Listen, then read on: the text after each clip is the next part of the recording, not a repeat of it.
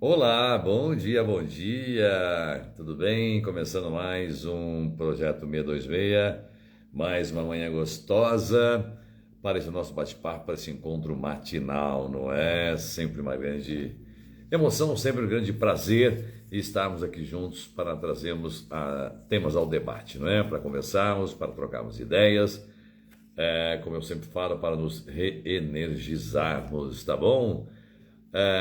Renato, bom dia. Aline, bom dia. Bem, hoje eu estou usando aqui não a rede do Wi-Fi, estamos sem internet aqui em casa, não sei o que aconteceu, não é? Mas estamos usando aqui ó, a internet móvel, tá bom?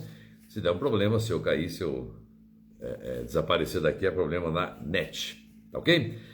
Bem, nós vamos mais uma vez então, este bate-papo da manhã, essa troca de energias muito importante, né? Eu quero começar a live de hoje agradecendo demais as interações, agradecendo demais as participações dos amigos, das amigas que sempre interagem, né?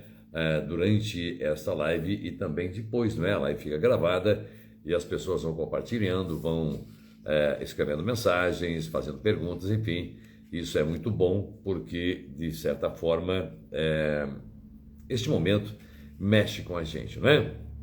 Bom, algo que temos que conversar é sobre as relações, não é? Por que as relações se desgastam? Por que as relações acabam por se desgastar, não é? Com o tempo. Tema interessante, não é? Se quiser mandar um aviãozinho para as pessoas, não é? Encaminhar, convidar as pessoas para estarem conosco, fique à vontade, isso vai ser muito legal, muito bacana, além de ajudarmos, mais pessoas ajudam-nos também, tá ok? Jussara, bom dia.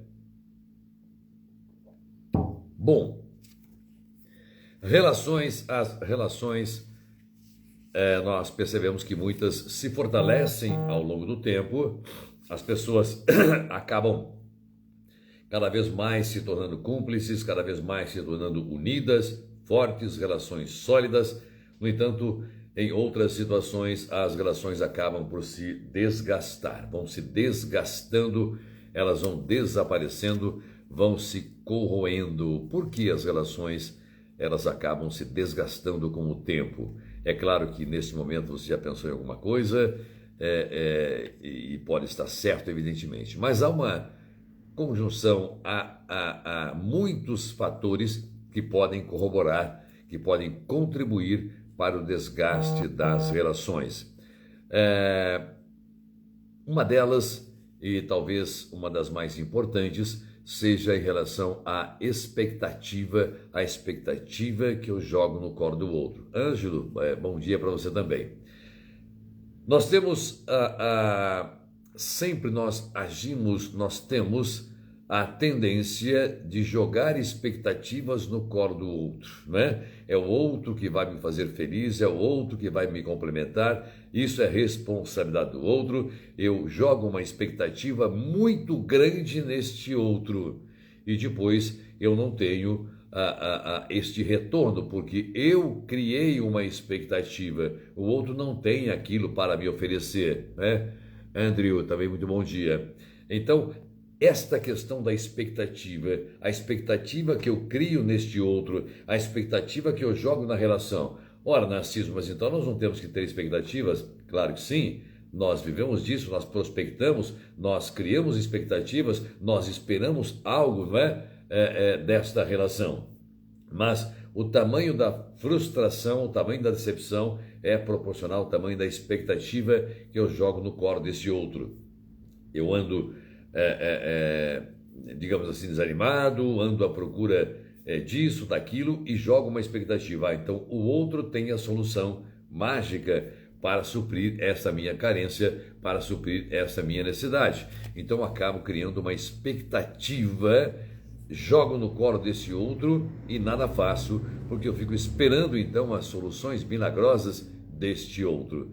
Então a expectativa que eu crio, né, neste outro ou nesta relação, ela é desproporcional à realidade, ou seja, vai além. Este outro está aquém dessa expectativa do tamanho. Não adianta esperar aquilo que o outro não tem para oferecer. Então essa expectativa que eu crio, às vezes ela é fantasiosa demais, ela não é realizável, porque o outro simplesmente não tem aquilo para dar, para contribuir comigo ou para com a relação. Outra questão importante, em função disso, eu passo a culpar o outro. O outro sempre é o culpado, o outro é o responsável, é o outro que não entende, é o outro que não contribui, é o outro que fez aquilo de errado, é o outro que sempre está desanimado, é o outro que sempre... Então, essa questão, essa coisa de culpar sempre o outro, eximindo-se da própria responsabilidade, eximindo-se da própria culpa, digamos assim, também é uma questão muito importante a considerar no desgaste das relações. Achar que sempre é este outro que é o culpado, né? É o outro, isto está acontecendo porque o outro fez assim. Isso de ruim está acontecendo entre nós porque o outro é que se comporta desta forma. E eu vou sempre me eximindo desta responsabilidade, que no popular chamamos de culpa, não é? Então, mas será que é sempre o outro responsável? Eu nunca tenho parcela de responsabilidade neste desgaste da relação? Esta reflexão que nem sempre nós fazemos, esta reflexão que nos recusamos a fazer porque nós esperamos sempre do outro. É o outro que tem que contribuir. Já que o outro é culpado, eu joguei uma expectativa no colo dele, então ele tem que fazer, senão a culpa é dele, então eu fico esperando que esse outro faça. Eu espero que o outro contribua, espero que o outro limpe a casa, que o outro arrume isso, que o outro providencie aquilo, então eu sempre fico esperando o outro. Ora, é claro que haverá uma sobrecarga neste outro, é claro que este outro não vai suportar, não é? Vai ter um cansaço, uma exaustão, enfim, vai haver uma tarefa, um atarefamento deste outra pessoa que ele não vai suportar. E aí vai haver um desgaste na relação. Então, se eu fico nesta esperar do outro, se ele não faz, eu culpo ele em função de uma expectativa que eu joguei no colo dele, evidentemente vai haver um desgaste na relação. Conectar Terapias, bom dia. E é claro que se isso acontecer, é porque eu estou colocando o meu interesse pessoal nesta relação e não na própria relação. Olha que importante isso.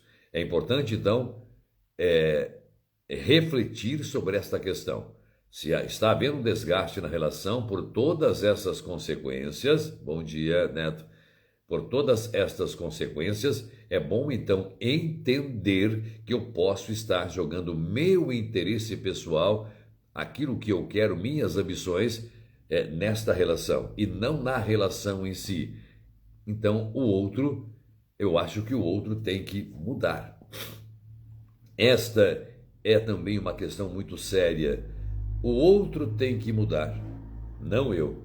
O outro tem que refletir, não eu. O outro tem que reconsiderar, não eu. O outro tem que se anular, não eu. Percebe? Então, sempre que eu acho que é o outro, eu transfiro essa responsabilidade, é o outro que deveria fazer isso, o outro que poderia fazer aquilo, o outro que tem que se movimentar, o outro que tem que agir. Ora, eu estou me eximindo de minhas responsabilidades. Portanto, não estou contribuindo com a relação, com o sucesso da relação. E vai acontecer um desgaste natural em função disso, porque este outro vai sentir-se sempre desmotivado, sempre humilhado. A relação vai se tornando tóxica cada vez mais, não é?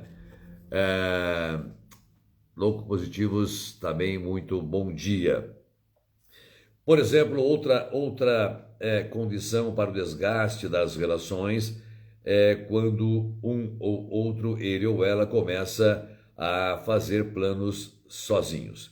Os planos não são mais juntos. Como que eu posso... É sempre o eu começa a prevalecer, não mais o nós. Ele ou ela começa, eu quero isso, eu quero aquilo, e vai aos poucos excluindo este outro ou esta outra. Os planos começam a ser individuais.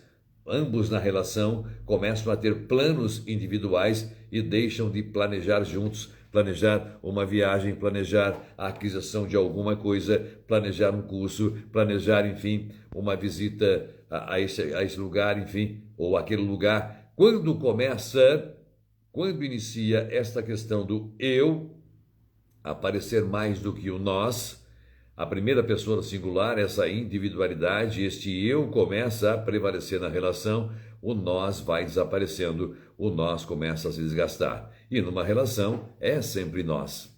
Nós vamos, nós queremos, nós conseguimos, nós nos equivocamos, nós erramos, nós precisamos reconsiderar, mas quando esse nós desaparece e começa a prevalecer este eu, os planos começam a ser individuais, as decisões começam a ser individuais, é claro, evidentemente, que são indícios fortes de que esta relação está se desgastando, de que a confiança, a parceria, a cumplicidade da relação está deixando de existir, porque o eu começa a prevalecer nesta relação, não é? Quando também nós percebemos a falta de empatia, ou seja, eu começo a não mais colocar-me no lugar do outro, eu começo a não mais olhar para este outro voltado para a relação, mas com certo desprezo, digamos assim, com falta de sentimentos, não é? Então, quando há falta de empatia, eu me recuso a compreender esse outro, me recuso a entender esse outro, me recuso a sequer reconsiderar os seus sentimentos, suas necessidades, é claro, evidentemente, que está aparecendo um desgaste nesta relação. A insensibilidade ou a indiferença com este outro.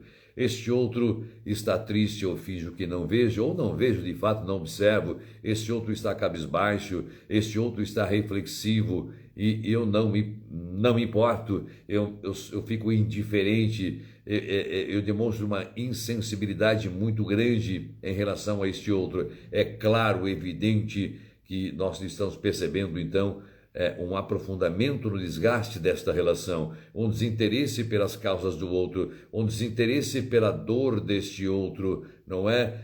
Porque há aí uma tremenda indiferença, uma insensibilidade com este outro. Nós temos que sempre pensar, refletir sobre isso. O que é que eu estou fazendo? Geralmente fala assim, não está dando mais certo, porque você... Não dá mais certo porque você... é porque você e eu. O que é que eu estou fazendo? De que maneira eu estou agindo para evitar esse desgaste? De que maneira eu estou contribuindo para fortalecer esta relação? Para que retomemos o rumo deste caminho que estabelecemos juntos lá atrás? De que maneira eu estou recolocando esse trem nos trilhos, não é? De que maneira eu estou trabalhando para evitar o caos, para evitar o fim desta relação. Ou, se há uma intenção por trás disso, eu continuo agindo desta forma para que o outro sinta-se responsabilidade. É como numa relação com uma pessoa com transtorno narcísico, não é? Ele sempre vai agindo, vai construindo uma situação para que o outro sinta-se frustrado, o outro sinta-se culpado, o outro sinta-se responsável por aquilo que está acontecendo naquela relação, não é? Mas não é disso que estamos falando. Não estamos falando aqui numa relação hipertóxica ou numa relação com um narcisista. Não é isso que estou dizendo aqui, pelo menos neste momento não é? É quando tudo isso vai acontecendo, a relação vai se agravando. Falta de comunicação é outro fator que temos que considerar. Falta de comunicação. O grande mal da contemporaneidade é exatamente a falta de comunicação. Nós não estamos mais nos comunicando adequadamente. Não estamos mais falando sobre nossos sentimentos, sobre nossas necessidades. Estamos nos tornando reféns de nós mesmos. Nós temos observado, e de uma maneira muito crescente, um vazio muito grande na geração atual, adolescentes, enfim, jovens, a geração do quarto, né? Eu já trouxe aqui uma live falando sobre a geração do quarto, que se fecham no seu próprio mundo, no mundo virtual, formando aqueles grupos de pessoas Ah, 1.000 seguidores, 1.000 amigos, mas uma perda total com a realidade, sem construir elos com pessoas, não com grupos da internet, sem se fortalecer vínculos com pessoas. E é claro, evidentemente, que essa falta de vínculo, essa falta de abraço, falta de diálogo, falta até de uns puxões de orelha do mundo real, as pessoas crescem sem norte, sem orientação, sem aquela força necessária para estabelecerem-se numa relação com o outro. É muito comum isso acontecer, porque os interesses individuais estão prevalecendo. E essa geração do quarto, a qual me refiro agora, quando começam a namorar, noivar, para casar, enfim, é uma relação inconsequente. Muitos são inconsequentes nos seus atos, não é? Acham que podem fazer o que quiser, falar o que bem entender, fazer valer a sua ideia, fazer valer o seu desejo, como se o outro não existisse, como se a própria relação não existisse, né? Então nós olhamos, focamos sempre nos nossos interesses, né? Se tiver bom para mim, tá ótimo. Quer dizer, e o outro? E o outro da relação? Ele está lá com o meu escravo? Ele deve ser subserviente? Ele deve ser uma pessoa que se ajoelhe, que se alaverque diante de mim e que faça tudo o que eu quero? Não, isso não é uma relação saudável. Não é uma relação saudável, né? Outra questão importante que contribui para o desgaste das relações são os comportamentos impulsivos, não é? A impulsividade.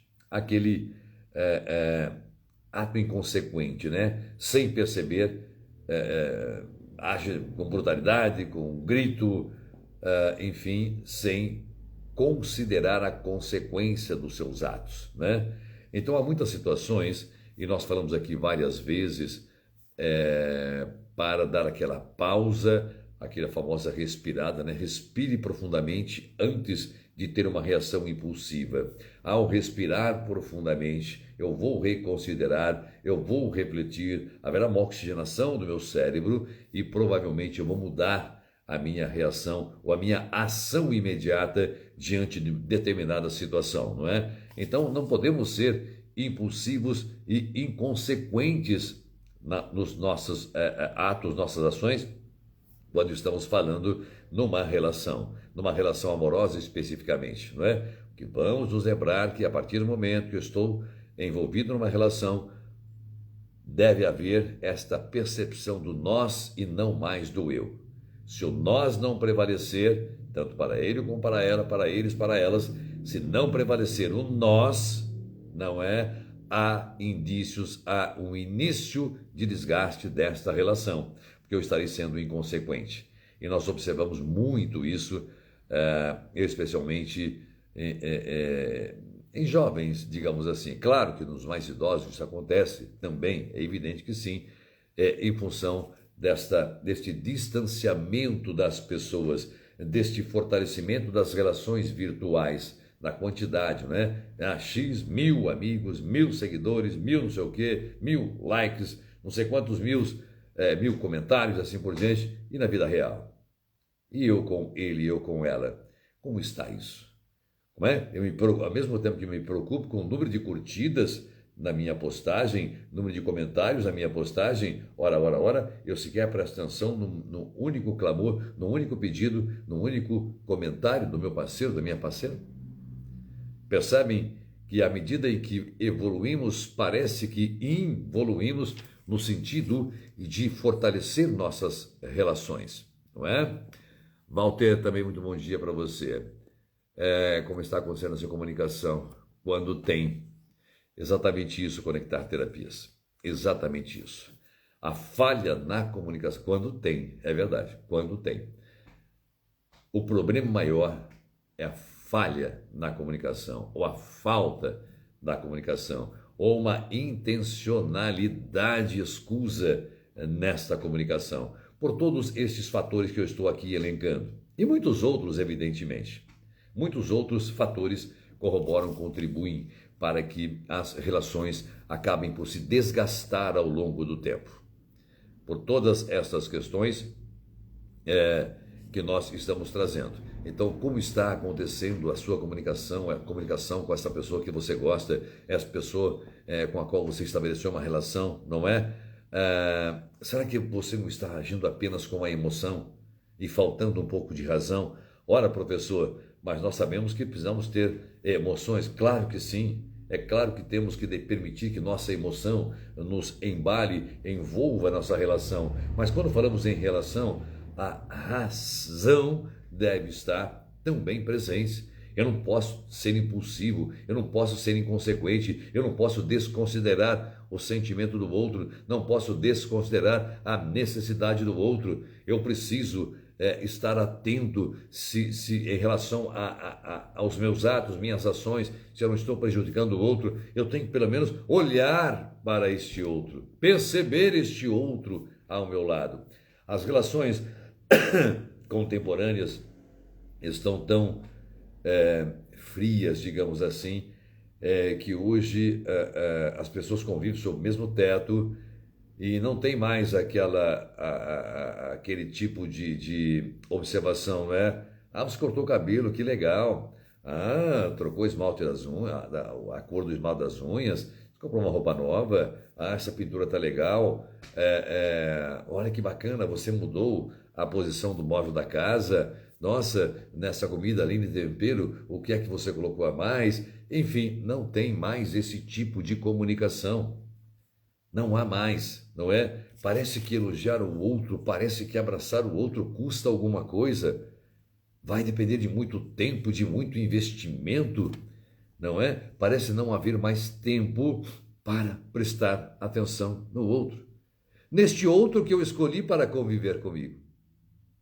É impressionante que isso esteja acontecendo. Vivem, não convivem. Exatamente. Exatamente, Conectar Terapias. Olha que frase legal que você trouxe. Hoje muitas pessoas estão apenas vivendo. Eu acho que resumiu bem essa live. Não estamos desaprendendo a conviver para apenas viver. E eis, evidentemente, a causa, a origem dos conflitos e do consequente esfriamento das relações, não é? Este distanciamento, esse enfraquecer das relações. Quando duas pessoas se conhecem, começam a namorar, tudo é lindo, né? Tudo é maravilhoso. Até o pum do outro é cheiroso.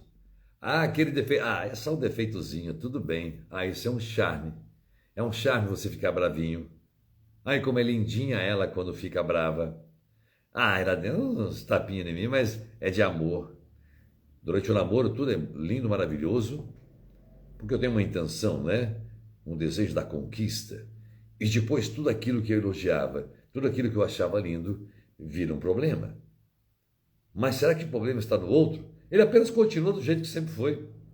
O que era lindo passa a ser odioso. Porque eu vou dizer que o outro é culpado. O outro é que é responsável. Porque a condição que eu coloco é: se o outro não mudar, a relação não dá certo. Ah, bonitão, bonitona. Então é o outro que tem que mudar só. Eu não. Eu posso continuar com a minha arrogância, com o meu egoísmo, com a minha prepotência, com minhas questões superegóicas, minhas questões narcísicas. Eu posso continuar. Mas o outro, não. É ele que tem que se curvar diante do meu interesse, porque eu sou o poderoso. Eu sou o chefe, eu mando. Ah, eu sou provedor, então eu mando. Eu banco a casa, então minhas vontades têm que ser aceitas e não podem ser discutidas. Parece que estou exagerando, mas isso não é exagero. Acontece realmente nas relações contemporâneas, não é? Resumidamente, não olhar para a necessidade desse outro. Não olhar para a necessidade, para o sentimento do outro com quem eu convivo. Com o tempo, eu vou me tornando tão egoísta, tão egocêntrico, tão dono de mim mesmo, tão confiante nas minhas ações, que eu acho que aquilo que o outro faz, aquilo que o outro pensa, é problema dele e não mais meu. Ele que se dane, ele que se lasque, ele que busque trilhar seus próprios caminhos sozinho. mas continuam naquela relação tóxica, não é? Então, não olhar para a necessidade do outro é um outro fator que corrobora, que contribui para o desgaste nas relações, não é? Outra coisa importante a considerar é a falta de colo, a falta de ombro. Eu repito, no namoro, naquela fase da conquista, hormônios à flor da pele, não é tudo é lindo, tudo é maravilhoso. Eu ofereço colo, ofereço ombro, eu escuto, eu sou compreensivo, eu assumo tudo, eu abro a porta do carro, eu compro uma rosa, eu pago a conta na pizzaria e assim por diante. E depois, com o tempo, eu sequer ofereço o ombro, eu não quero mais escutar o outro, e porque eu não tenho tempo, porque eu estou ocupado, porque eu tenho que ler o meu livro, tenho que ler meu jornal, tenho que assistir a um telejornal, porque eu tenho que dormir cedo, que amanhã eu acordo cedo, e sempre eu vou inventando uma desculpa, alegando falta de tempo para não oferecer mais o colo, ou seja, para não escutar este outro, para não prestar atenção na necessidade deste outro. Eu acabo então me tornando o centro da relação, eu acabo me tornando aquele super-herói fajuto, não é? Aquela pessoa mais importante da relação, não pelo fato de sê-lo, mas porque assim eu quero. Então não preciso oferecer colo ao outro, eu não preciso saber da necessidade do outro. Eu não quero nem, olha, nem me fale que eu já sei tudo. Não precisa nem falar, já sei o que está pensando. Ah, pode parar com isso. Sei o que está pensando, sei o que está querendo, esquece. Então, não oferece o colo, não oferece o ombro amigo, não tem aquele momento mais de conversa entre duas pessoas que se relacionam. Vem cá, vamos conversar, vamos sentar. O que é que está acontecendo com a gente? Por que estamos indo por este caminho? Por que não estamos mais nos entendendo? Ora, se não há mais solução, se não há mais como conviver juntos, ok, vamos nos separar, porque não tem sentido duas pessoas conviverem juntas e machucá-las o tempo todo. Não tem sentido ficar abraçado ao cacto, cheio de espinhos. Eu preciso, então, discutir isso, buscar por ajuda, se for necessário, mas não tem sentido conviver abraçado a um cacto. Mas se for possível este restabelecer, se for possível entender isso de novo, se for possível ambos fazerem uma meia-culpa, não é? Eu vou ser mais flexível nesse aspecto, mas você precisa ser flexível nesse aspecto. Eu cedo um pouco aqui, você cede um pouco aqui. Eu abro mão disso e você abre mão disso para que a relação seja construída. Porque é humanamente impossível a pessoas viverem numa relação amorosa e 100% do pedido da intenção, do desejo de um, 100% do outro ser atendido. Claro que não. Nós somos seres diferentes. Sempre haverá coisas que eu vou fazer sem que aquilo seja um desejo absoluto, porque o outro gosta daquilo, o outro precisa daquilo. É vida a dois. Se não houver flexibilidade de um e de outro, a relação não vai perdurar. Ela não vai durar para sempre, ela vai se desgastar. Eu tenho que entender, então, naquilo que eu posso ceder, não é me anular. Eu não devo me anular numa relação para atender a expectativa para que satisfazer ao outro. Aí estaríamos falando de masoquismo, o que é outra história de subserviência, de assujeitamento, de alienação. Não, não é disso que estou falando. Estou falando de que, às vezes, é necessário que eu ceda um pouco, ela cede um pouco, para que ambos se fortaleçam, não é? Quando há um bom acordo na relação, a relação se fortalece. Eu cedo um pouquinho, você cede um pouquinho e nos tornamos fortes juntos, porque estamos de olho na relação, queremos fortalecer esta relação. Existe a famosa DR, né? Vem cá, senta aqui, vamos discutir nossa relação. Isso é verdade, temos que conversar sobre o que está acontecendo, franca e abertamente, o que é que está acontecendo, porque não nos entendemos mais, porque nós não nos toleramos mais, porque é que isso está acontecendo repetidamente dentro de casa. Vamos conversar sobre isso, vamos tentar resolver essa questão. Então, um diálogo, uma conversa, ela é fundamental, ela é necessária para restabelecer este vínculo, para fortalecer a relação de novo, não é? E outra questão, para finalizar, outra questão que nós estamos observando muito neste esfriamento, neste enfraquecimento das relações, questões familiares, a família do outro. Nós temos visto uma implicância muito grande, porque o pai dela, porque a mãe dele, porque os irmãos dele, porque o cunhado, porque a cunhada. Implicância com a família do outro. Muito bem, meu querido e minha querida, temos que compreender que quando iniciamos uma relação com o outro, eu não estou trazendo só este outro para minha casa ou indo para casa apenas com este outro. Este outro tem vínculos fortes de toda a vida. Tem seus pais, tem seus irmãos, tem os seus tios, seus avós, todo aquele vínculo familiar daquele primeiro grupo de onde ele veio, e aquilo vem junto. Não há como nós imaginarmos, vou casar com você, mas sua família que vá para a ponte que caiu. Não quero, vou casar com você, mas não quero nem saber da sua família. Isso não existe. Isso simplesmente não existe. Só consegue fazer o outro feliz quem é feliz. Muito bem. Mitch Manel. É isso. Exatamente isso. Então nós temos que entender, claro que quando estou plenamente realizado, plenamente feliz, eu consigo também fazer com que o outro encontre a felicidade nesta relação, não é? Eu genuinamente não faço ninguém feliz, o outro não me faz feliz. Nós podemos, através desta relação construída, encontrarmos a felicidade exatamente por aquela falta que me causa dor, a falta do outro que causa dor, então ambos construir a felicidade. É claro que eu estou muito bem resolvido, estou feliz, eu vou estar mais aberto para ouvir este outro, para conversar com este outro, para compreender este outro e assim proporcionar a ele também a felicidade através desse contágio, através dessa energia. Tá certo, você tá certo. Bom, então é isso. A questão familiar é muito importante. A questão familiar é muito importante. Para se comer a omelete tem que quebrar o ovo. Para beber o leite tem que trazer a caixinha junto. Mas é muito caro, não vem o leite sem a caixinha, ou na vaca que está no sítio, evidentemente, não é? Então, nós temos que entender que a família do outro é muito importante para este outro, para esta outra. São seus pais, são seus irmãos, são seus vínculos maiores. Então, não tem como simplesmente rejeitar. Você pode vir, mas na minha casa não é a sua família. Há uma irresponsabilidade brutal nessa afirmação. O desdém com a família do outro. Enquanto tudo é hormônio, tudo é tesão, tudo é sexo no início, não é? Tudo é aquela coisa maravilhosa.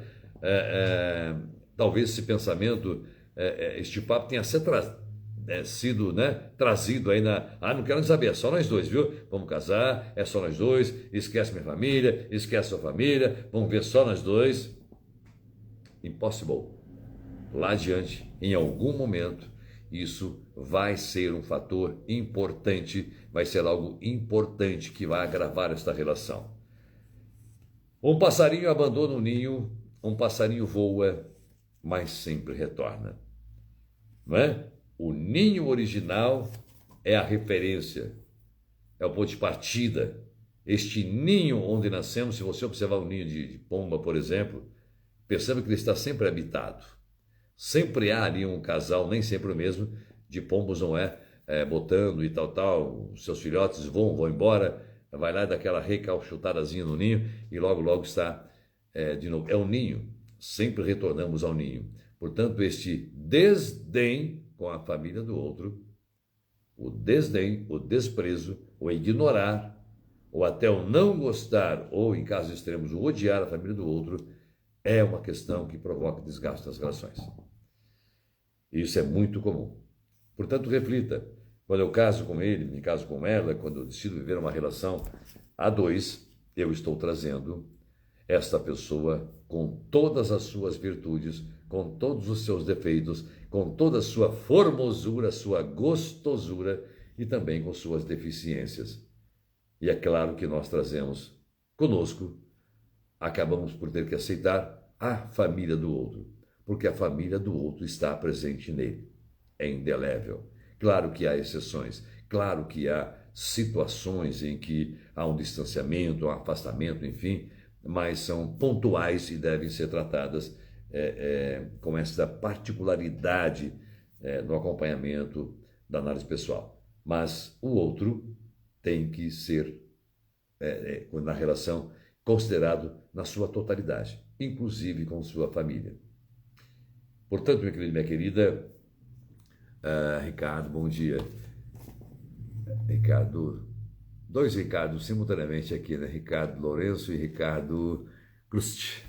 Bem, então, isto, minha querida, meu querido, é uma coisa muito importante. Tudo isso que eu trouxe aqui e muitas outras questões corroboram para com o desgaste nas relações, no esfriamento nas relações. Tá bom? Se você quiser encaminhar esta live, mandar um aviãozinho para um amigo, para uma amiga que vive situação de desgaste nas relações, para que possa refletir, para que possa compreender e para que possa mudar o rumo deste destino trágico, ruim, traumático, marcante, que é o esfriamento de uma relação. Porque aí vem a infelicidade, vem a tristeza, vem a angústia, a depressão e assim por diante. E são coisas, às vezes, na maioria das vezes, nós conseguimos mudar o rumo desta relação, adquirindo hábitos de olhar para o outro, conversar com este outro, acolher este outro. Tá bom? Grande beijo para você, que seu dia seja maravilhoso. Paulo Ramos, Paulo, também muito bom dia para você. Então, seja maravilhoso, tá bom? Repito, Caminho Live, se você chegou agora, assista a live, se achou interessante, se achou que vale para você, vale para alguém que você conhece, encaminha esta live para que as pessoas possam refletir, tá bom? Grande beijo e ótimo dia. Tchau, tchau.